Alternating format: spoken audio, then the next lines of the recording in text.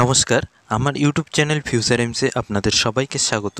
দেখো একটি paper cutting, vote মিললেই অঙ্গনওয়াড়িতে বিপুল নিয়োগ, কলকাতা 19শে মে। তো পুরো ডিটেলস দেখব। তার আগে আপনারা যদি আমার এই চ্যানেলে নতুন হয়ে থাকেন তো অবশ্যই সাবস্ক্রাইব করে দিয়ে পাশে থাকা নোটিফিকেশান বেলকে অল করে দেবেন পরবর্তী আপডেট সবার আগে পাওয়ার জন্য। তো চলো ডিটেলস দেখে নিই। দেখো, ভোট মিললেই রাজ্যে অঙ্গনওয়াড়ি সুপারভাইজার পদে নিয়োগ করতে চলছে রাজ্য সরকার।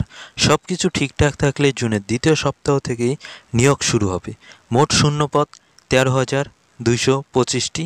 এই যে শূন্যপদ রয়েছে, এই শূন্যপদ সম্ভবত অঙ্গনওয়াড়ি কর্মীদের জন্য। পুরো ভিডিওটি দেখবেন, তাহলেই বুঝতে পারবেন এই পেপার কাটিংয়ে আসলে কোন ভ্যাকান্সির কথা বলা হয়েছে। তো দেখো, এই পদে নিয়োগ করতে চলছে রাজ্য সরকার। 4ই জুন নির্বাচনের ফলাফল ঘোষণা করা হবে। 10 জুন পর্যন্ত আদর্শ আচরণবিধি রাজ্যে কার্যকর থাকবে। তারপরে ওই পদে নিয়োগ শুরুর সম্ভাবনা। পুজোর আগেই নিয়োগ সম্পন্ন করা হবে বলে সূত্রে খবর। রাজ্যের যে কোনো স্থানের বাসিন্দারা অনলাইনে এই সুপারভাইজার পদে আবেদন করতে পারবেন।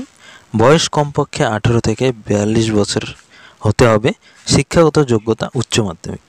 তো এই যে সুপারভাইজার, এই সুপারভাইজারের নিয়োগের জন্য মিনিমাম যোগ্যতা স্নাতক হতে হয়। 2019-এর আইসিডিএস সুপারভাইজার যে নিয়োগ রয়েছে, সেই নিয়োগের নোটিশটি দেখে নেব। তো দেখুন, এই হচ্ছে notice, public service commission of West Bengal. দেখো, examination for recruitment to the post of supervisor female only ICDS 2019। তো এখানে দেখো কোয়ালিফিকেশান কি দেওয়া রয়েছে।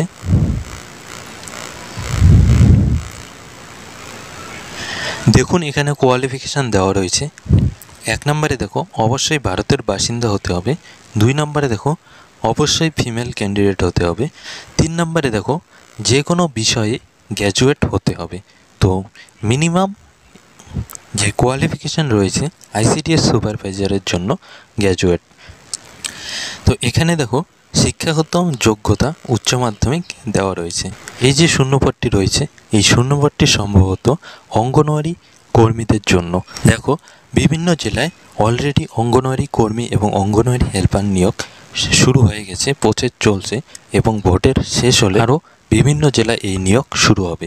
তো একদম এই নিয়োগের সঠিক খবর পেতে অবশ্যই আমার এই চ্যানেলকে সাবস্ক্রাইব করে রাখবেন এবং নোটিফিকেশান বেলকে অল করে দেবেন। Thank you.